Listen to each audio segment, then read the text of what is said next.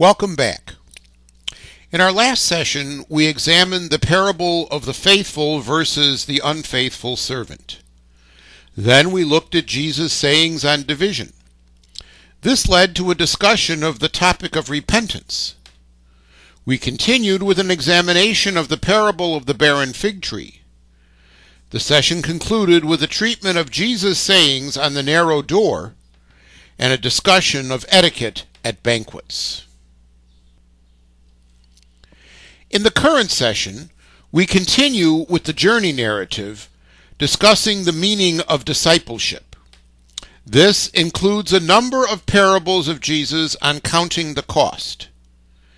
Then we move to a series of parables which are in the 15th and 16th chapters of Luke's Gospel. The series begins with the parables of divine mercy: the lost sheep, the lost coin, and the lost or the prodigal son.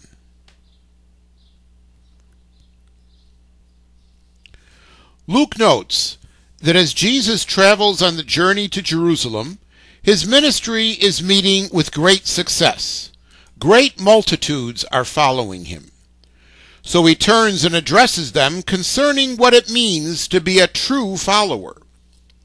It means a renunciation of all the ties that would hold them back from a readiness to parallel in their own lives the fate that awaits Jesus in Jerusalem. Jesus says, "If anyone comes after me or wishes to come to me, not hating father, mother, wife, children, brothers, sisters, and life, then he cannot be my disciple." Now that's quite a statement. Hate family to follow Jesus. Most would view that as the literary figure of hyperbole.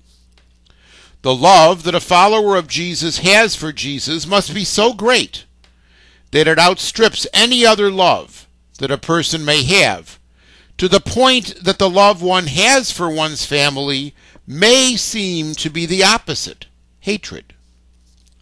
Nolan reminds us of the writings of Epictetus in the ancient world, who cites a tradition that he began with Socrates, which notes that in the name of a single-minded devotion to truth, devalued family loyalties, and concern for one's own bodily life and its needs. The addition of life shows that we cannot be talking about literal hate. Then Jesus links what he has said to the events in Jerusalem. If one does not bear one's own cross and come after him, then they cannot be his disciple. The cross awaits Jesus in Jerusalem. The cross must be accepted by all who wish to be his disciples. Given the penchant for parallelism in both Greco-Roman and especially Jewish literature, the bearing of the cross must be related in some manner to the hatred of family and life. Part of bearing one's own cross involves a detachment from all that has gone before. Now that seems quite a bit to ask. Jesus realizes that, and so he provides an illustration of what's necessary, taking the example of something which is very common and to a degree quite necessary: the building of a tower, either a tower for a vineyard or a more substantial watchtower for protection. He notes that the builder must sit down and be sure that he has all the necessary materials to complete the project. In other words, he must count the cost. If he fails to do such, he may run out of money or materials after the foundation has been laid. As a result, those who become aware of the project, seeing the foundation with nothing built on it, will ridicule and mock him as starting a project that he could not finish. Nolan notes that it is precisely this fear of ridicule, rather than the prospect of failure, that is the key to this parable. This project would be a lasting monument to his shame, which is not a good thing in the honor-shame society of the parables. Following the tower example, Jesus presents yet another situation demanding that the cost be counted. Entering battle. If a king wishes to wage battle with another, can he possibly be victorious with an army of 10,000 men when the enemy has an army of 20,000? If his calculations prove that he will be defeated, he must send an embassy to seek terms of peace while the enemy is still far off. Arnold points to the advice of Philo of Alexandria, the Jewish philosopher, who was contemporaneous with Christ. Philo says, "Virtue's nature is most peaceable. She is careful, so they say, to test her own strength before the conflict. So if she is able to contend to the end, she will take the field. But if she finds her strength too weak, she may shrink from entering the contest at all." From these two examples of counting the cost, Jesus draws his conclusion. Whoever does not renounce all that he has cannot be my disciple. Preoccupation with property and wealth caused great problems for those who wished to follow the discipleship demands of Jesus. Thus, to follow Jesus as a disciple, one must disengage oneself from earthly wealth. So before embarking on the road to discipleship, one must take the time to count the cost for themselves in going down that road. Note that this is not a requirement of all who believe in Jesus. It pertains to those who wish to give their lives to working for the Lord, as did the disciples. Yet another illustrative parable follows. This is a parallel in the Matthean Sermon on the Mount, particularly Matthew 5:13. Salt in the ancient world had several uses: a flavor enhancer, a preservative, a fertilizer, and even a weed killer. Thus, Jesus notes that salt is good. He then proposes a somewhat impossible scenario. If salt loses its taste, salt is used to season savory foods that have lost their taste.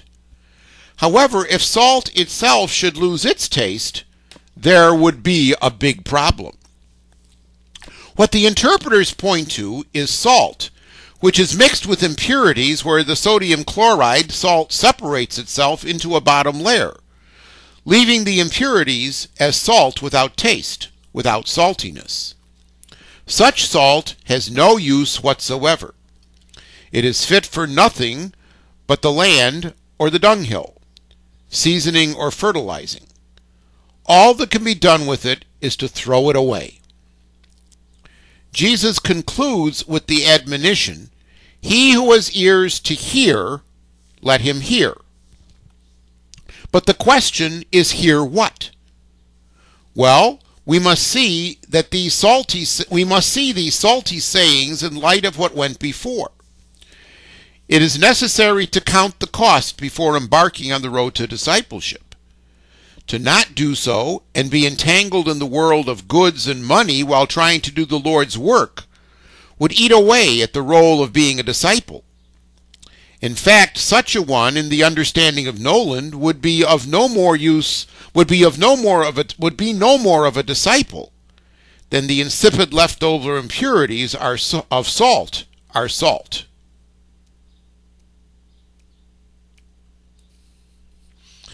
Having spent some time on the qualities of discipleship, Jesus now switches gears and through a series of parables looks at the notion of divine mercy.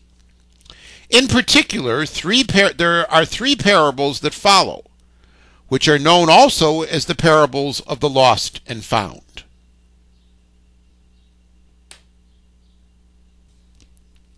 As will become more evident in the remainder of the gospel, Jesus begins his parables with an introduction that gives us a sense of how he wants the parable to be interpreted.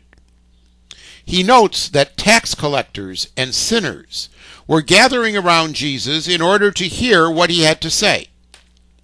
This causes a somewhat negative reaction among the Pharisees and scribes, who murmur, this man receives sinners and eats with them. They're upset because Jesus' focus is on the sinners rather than on them.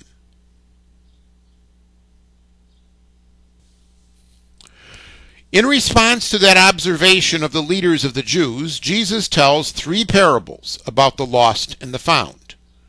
The lost sheep in 15:3-7, the lost coin in 15:8-10, and the lost or the prodigal son in 15:11-32.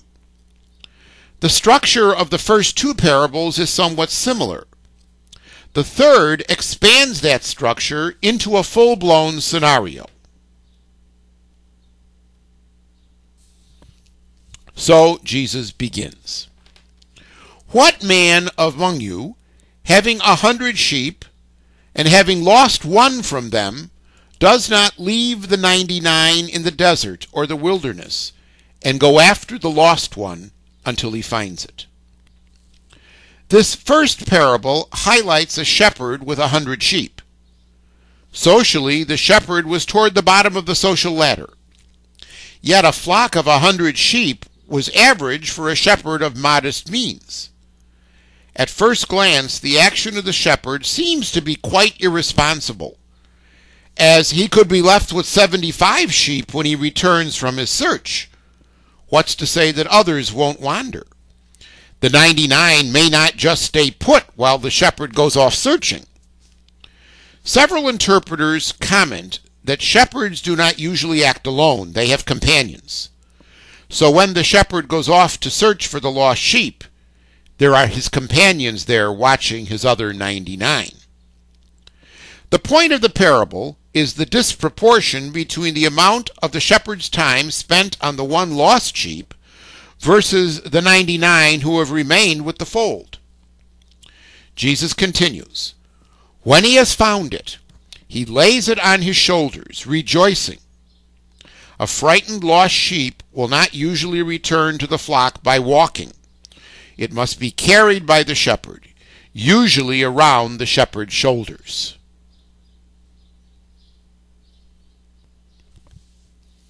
Upon returning home after finding the sheep, the feeling of happiness and jubilation at finding the lost sheep spills over to friends and neighbors, who are invited to celebrate the shepherd's good fortune. Rejoice with me, he says. I found my sheep that was lost. Then Jesus applies the parable. Just so, there will be more rejoicing in heaven over one sinner who repents than over 99 righteous who have no need of repentance. Taking all of the above in light of the introductory hint, we recall that in the Old Testament, a flock on many occasions is a symbol for God's people, Israel, which makes God the shepherd of his people. The most significant use of that imagery is in the 23rd Psalm, which opens with the words, the Lord is my shepherd, I shall not want. Thus God becomes the shepherd who goes out in search of the lost one sheep. The Pharisees are the 99. The tax collectors and the sinners are the one, and Jesus is the shepherd. The answer to the question of his eating with tax collectors and sinners is that is the way he searches out the lost and brings them back to the fold.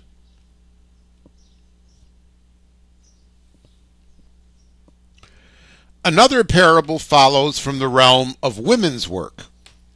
What woman, having 10 drachmas or coins and losing one, does not light a lamp and search the house until she finds it?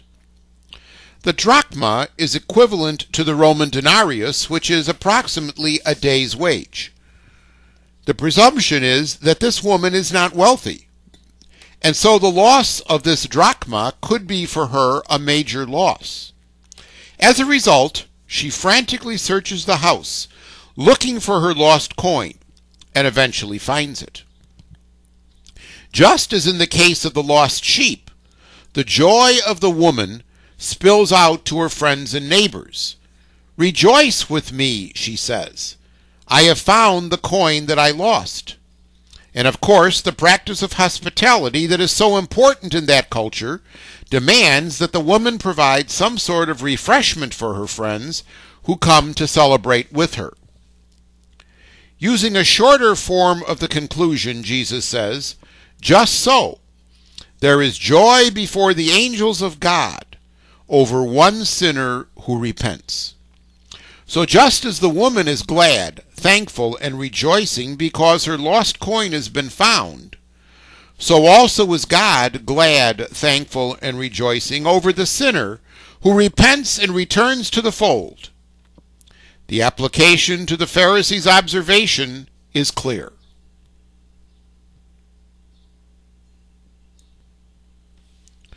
The third parable in the series is a much more expanded parable, the lost or the prodigal son. The term prodigal has the meaning of being characterized by profuse or wasteful expenditure. Also, it can mean reckless. Usually the adjective is used to describe the younger son in the parable. But as we shall see, it can also be used to describe the father.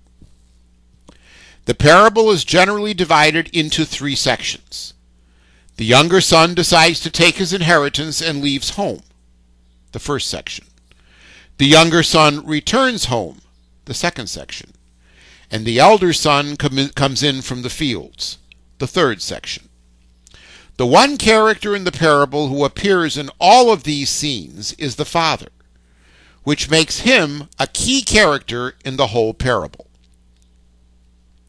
The introduction to the parable introduces the three major characters. A man, the father, had two sons, the younger and the elder.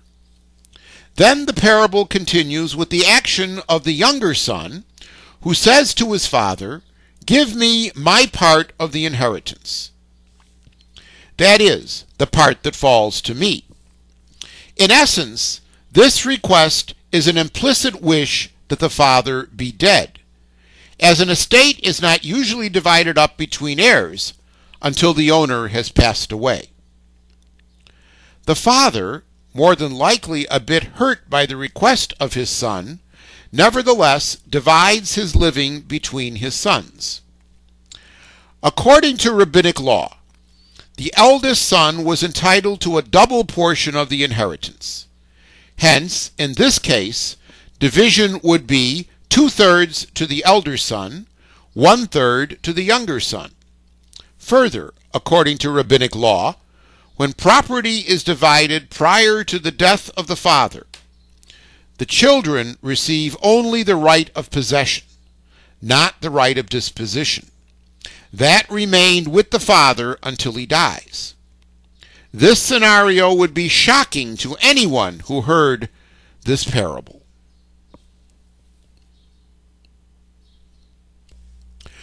The story continues with the further action of the younger son.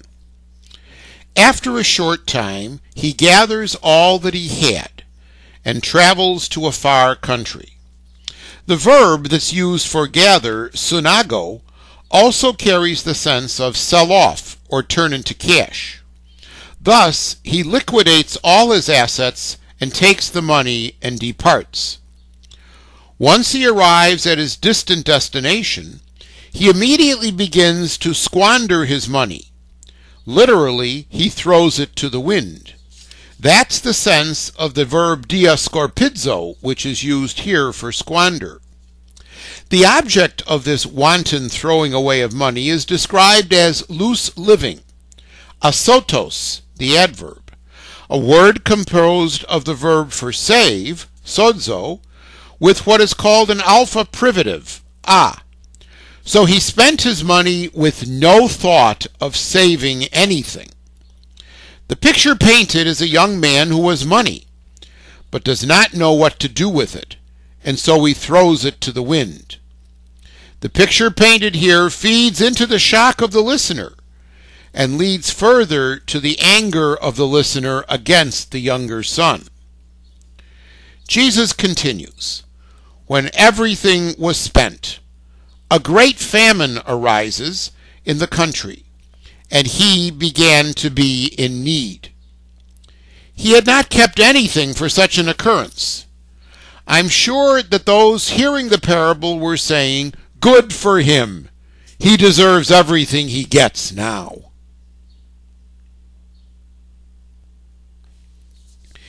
He is now in a dire state, which he tries to resolve in two different ways. His first reaction to the situation is to join himself to one of the people of the area. In other words, he seeks a job, a menial job at that, whatever kind of work he can get. Some may suggest that this might be the first time that this youngster ever had to work for a living. The job that he secures is feeding swine for a local swineherd. The job shows just how low he had fallen. Swine for the Jews were repulsive. The Torah declared them unclean, and thus to tend them was despicable. The tractate Baba Kama of the Talmud says, "Cursed is the man who rears swine, or who teaches his son Greek philosophy." So he's now forced to do things contrary to his religious beliefs just to survive. But worse than that, he has no food, and he longs to eat the carob pods that the swine were eating. But no one would give him any. Either he was being supervised in such a way that he could not take any of the swine's food for himself, or the food was so meager for the swine, there was no way it could fill his belly. Arnold and Nolan both cite the rabbinic saying, "When the Israelites are reduced to carob pods, then they repent." Amid this, Arnold refers to yet another rabbinic proverb that points to the direction which the story now takes. When a son abroad goes barefoot, that is, becomes destitute, then he remembers the comfort of his father's house. And that's exactly what this young man does. He comes to his senses and remembers his father's house. He will arise and return to his father, not as a son, but rather as a hired hand who will work. Then he will have shelter and food, which he so desperately lacks now. How many of my father's hired servants have bread enough to spare, but I perish here with hunger. So his plan: I will arise and go to my father, and I will say to him, "Father, I have sinned against heaven and before you. I am no longer worthy to be called your son. Treat me as one of your hired servants." The word arise in his statement is telling. It derives from the Greek verb anhistemi, which is the word used to refer to the resurrection. Thus we see a hint of the decision of the son here is the beginning of a new life for him. In fact, the Father will later use the resurrection language to refer to the return of his Son. So that is what this younger son does. He arises and he comes to his father. The scene switches to the father. From the way that the text is written, one can imply that at the time the younger son was gone, the father was intently watching, awaiting the return of his son. Then, one day as he looks, the father sees his son a good distance off on the road. The father reacts to the sight with compassion. The great word esplankniste, the verb that denotes a gut-wrenching emotion. In other words, at the sight of his son, the father is overwhelmed with emotion and does the undoable. He runs out to meet him. The sign of a man running in public is yet another of those things in the ancient world that would be shocking. But as Nolan puts it, once he recognizes the figure in the distance as his son, the father cares not a whit about fitting dignity or his years or his station. Upon encountering his son, he embraces him and kisses him. The father truly sees this young man as a son returned home. Having received this welcome from his father, the younger son does not yet see the import of what is happening. Instead, he now begins his prepared speech. "Father, I have sinned against heaven and before you. I am no longer worthy to be called your son." But you will notice that the plan to request being hired as a hireling is not in the son's actual statement. There's a difference of opinion on why that is. Either the son thought, on the basis of his welcome, to say such would be an insult to the graciousness of his father, and so he dropped it, or the father stops him short of saying it with the command to bring the robe, the ring, and the shoes. In any case, the father commands that the insignia of sonship be brought, to show that in his mind this young man still remains a son in the family. The robe marked the son's place in the family before he left. The ring is a sign of authority within the family, and the shoes mark him as a son, not a slave. Thus, as I contend, this youngster experiences for the first time now the purely gracious, undeserved love of his father. And finally, the father commands that the fatted calf be brought forth and killed, so that the family can eat and make merry. Why? Because the son who was dead is now alive again. There's the resurrection nuance. The son who was lost is now found. The celebration then begins. As the celebration gets underway, the elder son, who has been tending to the work of the farm, returns from the fields to hear the music and revelry. He asks one of the servants what it was all about. The servant replies, "Your brother has come home, and your father has killed the fatted calf, because he has received him safe and sound." The word that is translated safe and sound is huigianonta, which is a participle in Greek meaning to be in good health. The response of the elder brother is anger.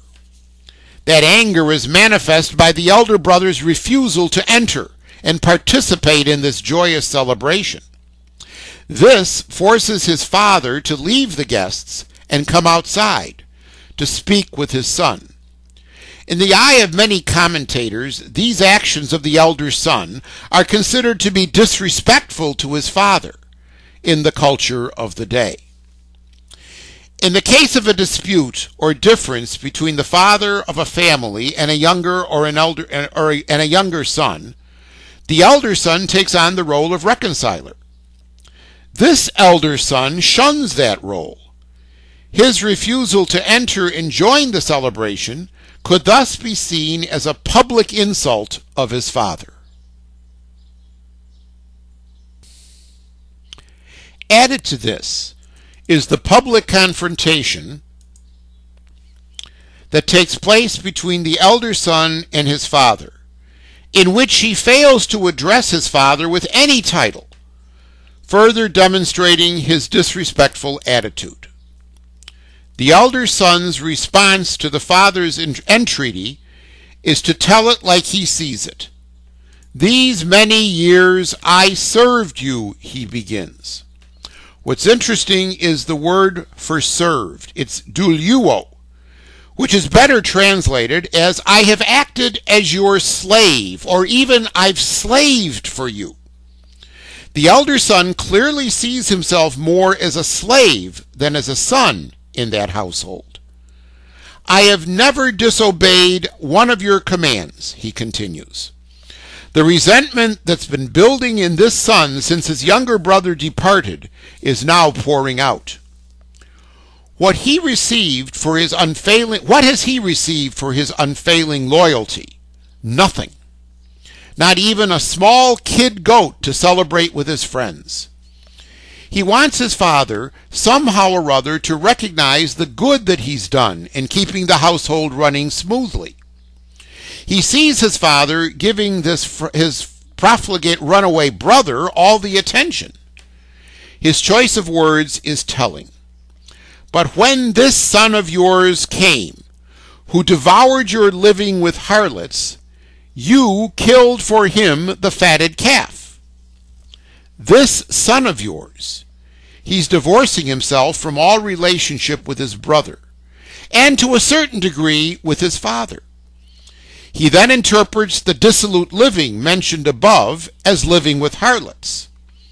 Now that seems to be his reading of what had happened. The words describing the son's actions do not necessarily point in that direction, but they don't exclude it either. The father listens patiently to his son, then replies, beginning with the title, "My son."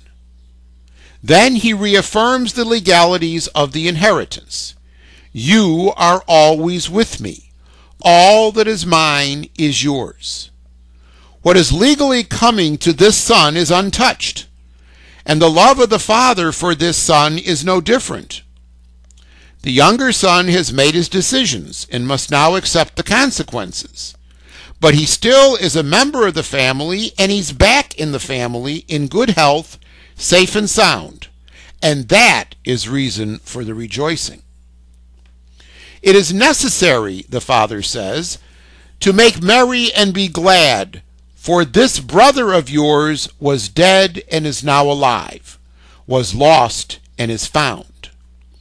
The joy and merriment at the son's return is no different from the joy at the return of the lost sheep or the joy at the finding of the lost coin.